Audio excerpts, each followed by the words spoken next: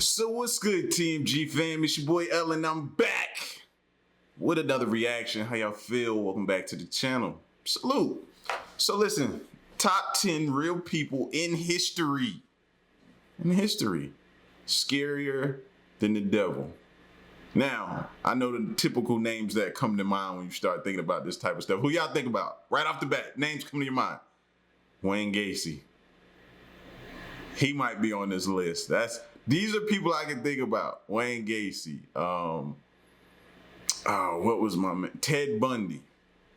Oh, tire iron king right there, hitting people over the head with the tire iron. Like, the list goes on and on and on. So I'm interested to see what's in this top 10. Shout outs to Most Amazing Top 10. It's been a minute since I checked them out. So if y'all will, please go and give them some love. Subscribe if you haven't already. All right. And if you haven't done here as well, about a minute and a half into the video, you ain't hit the subscribe button. Hit that red button. All right, join the fam. And we're gonna get right to it. Here we go. Welcome back to Most Amazing Top 10. Here are the top 10 real people in history, scarier than the devil himself. Yeah, we're getting dark for this one. Let's do it. Kicking off the list at number 10, Ivan the Terrible. If his name didn't already give you a hint here, Ivan the Terrible was not a great lad. He was rather terrible. His Russian nickname translates to more than evil, so I figured who better to kick off this dark list with than Ivan the Terrible, whose nickname or name translates into more than evil. Like, it's just surrounding you, fam. At this point, it's just surrounding this dude. Look at his face. It don't even look like he had a good joke to tell. He was that evil. You know what I mean? You a hint here, Ivan the Terrible was not a great lad. He was rather terrible. His Russian nickname translates to more than evil, so I figured who better to kick off this dark list with than this lad. The first Tsar of Russia back in the mid-1500s, okay? He created Russia's secret police. Ivan IV enjoyed harming members of nobility, and he did so in cruel ways. A ray of sunshine appeared in 1564. Ivan the Terrible officially resigned. And then a year later, however, he immediately came back, so yeah. And then he took control of 1/3 of the Muscovite realms. Not a retirement at all. Right back up on that ruling evil horse, I guess. And then in 1581, he took out his heir to the throne, literally like a Game of Thrones villain, so yeah, he's evil to all those around him and his own family. See, that's the thing about back then as well. Your heirs to the throne. If you have the throne and your heirs to the throne, you have to constantly stay like on guard. Are they trying to take over, or are they gonna wait for me to die? Like, somebody plotting to get you, gotta always think about that. You gotta stay one step ahead of everybody else. Like, we don't even think about that aspect of it. Not just they were ruling and all of these people and everything that they were over, but people constantly trying to overthrow them. That's just insane to think about. My bad, bro. Seeing that visual right there just puts it in a perspective for me. Literally like a Game of Thrones villain, so yeah, he's evil to all those around him and his own family. Number 9, Caligula. Of course we have to include Caligula on a list of evil lads. We've got to go back to ancient Rome for this one, returning the clocks back to 12 AD. The Roman Emperor Nero was already making headlines at this point. He was cruel as well, we'll talk about him later on. But then in comes Caligula to change the game in a weird and also cruel way. He loved spending money and showing off. He once had a 2-mile long boat, like a floating bridge, just so he could gallop back and forth on his horse. And then everyone was looking and they're like, oh great, cool horse and cool bridge guy. We're all so hungry. He would also order his troops to do odd things, like go into the sea and collect as many seashells as possible. Like, that's something you do if you're 7 years old. You're like, I want all the seashells now. And they're like, you bet. And they collect them. They're like, do we listen for hints? Why are we doing this? He then built a fancy house for his horse in Citadus. Yeah, not a dog house, not like a shed, like a fancy, rich palace.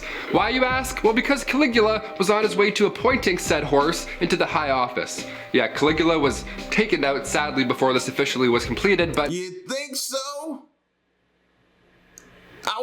We wasn't even born in that time and could see that coming. Fam. Like, I don't understand why people feel like when they're, and we deal with that in less traumatic times these days, where people you work for get drunk with power and they just start trying to abuse the power that they have. And before long, you start seeing people either leave go to another department, but they just refused to work up under that type of supervision and from that management. It's no different than that. You could see what he was making people do, what he was doing. Eventually, fam, they was gonna say enough is enough. And when your people get fed up with, it's a dangerous time. Into the high office. Yeah, Caligula was taken out sadly before this officially was completed, but he was very close to having his horse in the office of consul. Imagine losing your job to this guy's horse. Imagine the things he would have done. He was en route to do some bad stuff. What a weirdo. Exactly. You did all this work, probably kissed up to him, as you know some people did, and then he appoints the horse. Oh, that's the ultimate roundhouse kick to the face. It's not a smack to the face, it's a roundhouse to the face. Number 8, Queen Ranavalona. The last queen of Madagascar, Queen Ranavalona. One of the worst historically. She had quite the temper, it seemed. She was born in 1788 and she ruled over the kingdom for 33 years in total. She's remembered as cruel, violent, and would often choose, violence first in order to preserve independence over the island. She's known as the most ruthless queen in history. After the death of her husband, she went mad with power almost instantly. In the late 1700s, King Adrian originally brought peace to the lands, but naturally there were traditionalists who opposed him. That's not new, that's, we've seen every medieval show. There's people who aren't on board. The king's uncle at one point tried to take him out, but a local warned the king beforehand. And that king repaid said local by adopting his daughter, Ranavalona, and now she had to marry his son, Prince Radama. Now when said prince was alive, they didn't even get along. And come 1810, the king passed away, giving Ranavalona the promotion of a lifetime. But rumor has it, of course, is that Ranavalona poisoned the king. Just a rumor, but it is fitting as to what comes next. Ranavalona kept away the advances of the French and the British by leaving bodies of those who tried to attack prior out on display. Yeah, just sitting there on the beach. Like some Queen Cersei type stuff. I don't know. I've been watching a lot of Game of Thrones recently. A lot of evil people. In 1845, Queen Ranavalona ordered 50,000 subjects to build roads across the jungle for 4 months. This massive buffalo hunt. And well, 10,000 of those poor souls died of starvation during this and of course exhaustion. And not one buffalo was even hunted. Just poor leadership and deaths. A lot of deaths. Number 7, Jolly Jane Toppin. Okay, getting a little more recent for this one. In the 1880s, Jane Toppin, aka Jolly Jane, is now confessing to killing 31 people. And with that nickname and that many victims, yeah, I have to talk about her. Jolly Jane Toppin was a nurse working in Massachusetts. She would take care of the elderly, but instead of TLC, Jane would give them morphine and atropine. And to make things even more horrible, if such thing exists, Jane would lay next to her victim after she poisoned them and just would lie there while they were passing away. Yeah, evil. Just evil and twisted, right? Just the worst thing ever. She managed to take the souls of 31 patients, but those numbers potentially reached the hundreds. She eventually and thankfully got caught and spent the remainder of her days lying alone in an asylum. Yeah, these killings began when she was younger after a boyfriend dumped her. That was the start of her mental decline. So even way back in the 1800s, man, you got people doing stuff to old people, man. Like, why? Like, just why? And not just old people, just people in general. You know what I mean? It's not necessarily saying old people was the only people she came in contact with. In there, it could have been anybody, but just taking advantage of I don't like that. I don't like that. And it makes me mad because seeing this picture makes me think of like nursing home staffs. And like one of Queen's relatives is she's involved in a lawsuit right now because of the neglect from the nursing home staff. You know what I mean? Caused someone she knows to end up with a broken leg from a fall due to their negligence. You know what I'm saying? And just to hear it goes back that far is just mind-blowing to me. Apparently. Number 6, George Chapman. Going back to the late 1800s again for this guy. He began his career as a Polish doctor, but in 1888 he moved to London, and that's when things got a little dicey. Once he arrived in London, Chapman sought out 4 mistresses. Not 3, not 2, 4, despite already being married beforehand, which you probably could have predicted. George was a doctor, he was a cheater, and you could have guessed it by the title of this list, he was also a killer. He poisoned all 4 of those mistresses with arsenic. Chapman was also thankfully caught and later was executed for these horrible crimes in 1903. This guy was so bad they actually thought perhaps this was Jack the Ripper. Y'all know that wasn't his first though. Those 4 women right there, he obviously had been doing it way before them. That's him just getting caught right there is what that was. Crime. Look at his face. He looks sneaky and conniving, bro. In 1903. This guy was so bad they actually thought perhaps this was Jack the Ripper, but that's been proven otherwise. Isn't that crazy? Like, oh, we thought you were this horrible person, but you're just your own unique horrible person. Nice. Now there's two of you. Horrible. Number 5, Anna Ivanova. Anna Ivanova, the cruel ice princess, aka the Empress of Russia back in 1730 to 1740. Where to begin? Okay, first of all, when you think ice princess, you want to put a magical spin on it, right? Because that's all we know. Well, this was Russia in the 1700s. This was not a magical fun time. Not a Disney princess, that's for sure. To celebrate their victory over the Ottoman Empire, Anna Ivanova gave the order to build an ice house, an ice palace, rather, to celebrate the marriage of one of her maids and a prince. Sounds joyous almost, magical, one would say. Thing is, these guys didn't know each other prior to getting married, so that was weird as is, right? Can't forget that detail. They were complete strangers, but then they were forced to marry each other in a freezing cold palace literally made of ice in the dead of night. They had to ride an elephant as— Nah, that's not abusing your power at all, is it? Huh? You hear about this type of stuff happening all the time, don't we? What? Look at the palace, though. It was nice. It was great to hold the ceremony in. Just, I would have liked the people involved in the ceremony to want to do this. That's my only gripe. In a freezing cold palace literally made of ice in the dead of night. They had to ride an elephant as well as a newlywed couple. Poor elephant. And all the guests, they were also forced to dress up like clowns for this entire party. So even if you weren't getting married, you were forced to be humiliated still. All in the name of said ice queen. Yeah, a little different than Frozen, I'd say. A little tiny bit different than Frozen. This Anna is not great. Number 4, Nero.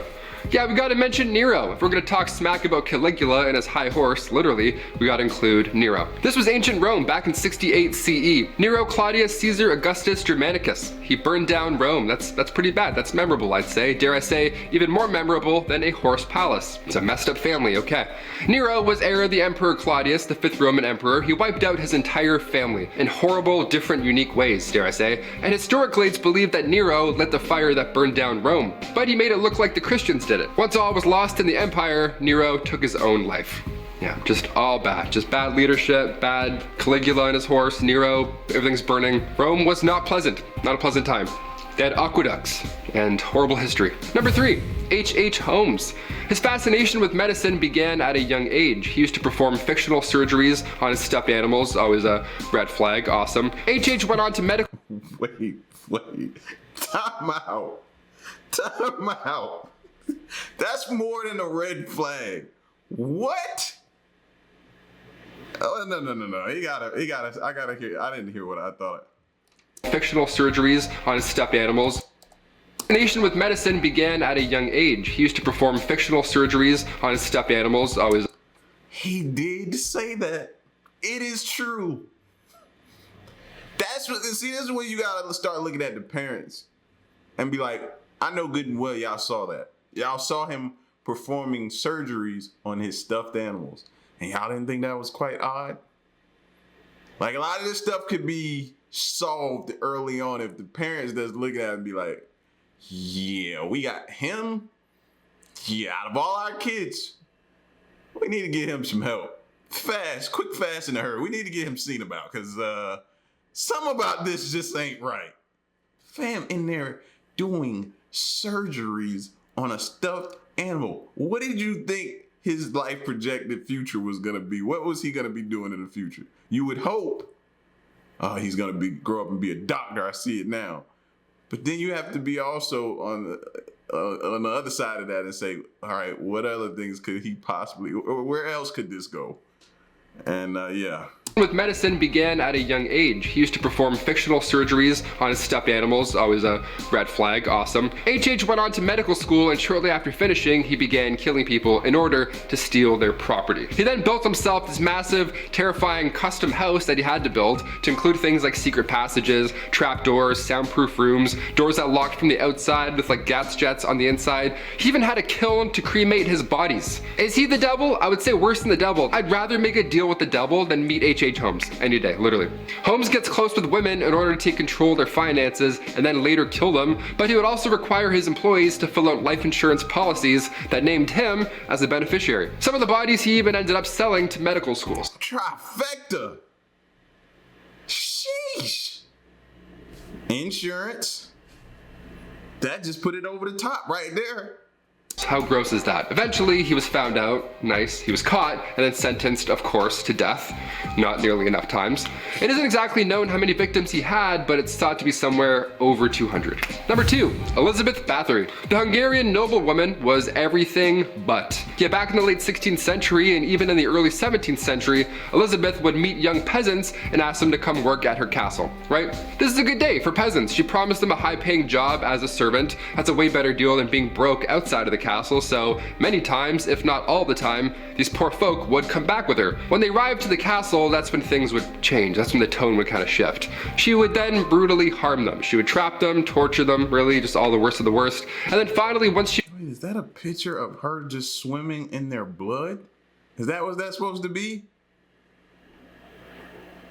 Is that just, is this supposed to be a description of what it was like to be her, what she liked? And, oh.